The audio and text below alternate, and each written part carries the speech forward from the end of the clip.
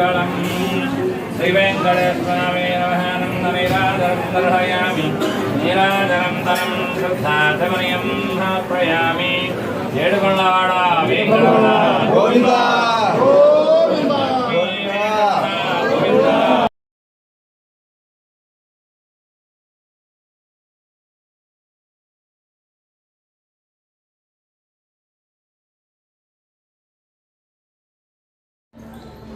అంజనానందనం వీరం జానకీ శోకనాశనం కపీసమక్షహంతారం వందే లంకా భయంకరం గోష్పదీకృతవారాసిం సఖీకృతరాక్షసం రామాయణ మహామాలా రత్నం వందే అనిలాత్మజం ఉదగ్రహస్థం ధృతశంఖచక్రం పీతాంబరదర్శితపాదపద్మం హస్తద్వయేనాశ్రితపారిజాతం శ్రీవేంకటేశం మమ దేహి కరావలంబం.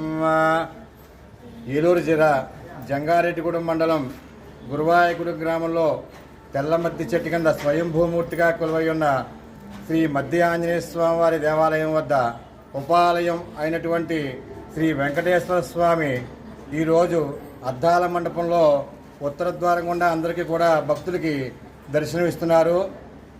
అన్ని ఏకాదశుల్లో గల అత్యంత శ్రేష్టమైనది ముక్కోటి ఏకాదశిగా పరిగణించబడుతుంది. కాబట్టి ఈరోజు స్వామివారిని ఉత్తర ద్వారం గుండా దర్శనం చేసుకుంటే మన కష్టాలన్నీ కూడా నెరవేరుతాయని ప్రతీతి.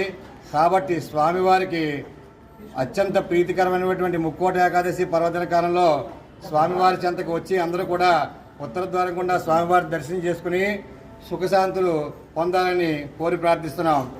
ఈ పర్యవేక్షణ కూడా కార్యనిర్వహణ అధికారి అయినటువంటి ఆర్వి చంద్రన్ గారి ఆధ్వర్యంలో అత్యంత అద్భుతంగా జరుగుతున్నాయి. కాబట్టి స్వామివారి దర్శనానికి అందరూ వచ్చి తీర్థప్రసాదాలు తీసుకుని వెళ్తారని సవినయంగా కోరి ప్రార్థిస్తున్నాం. జై హనుమాన్.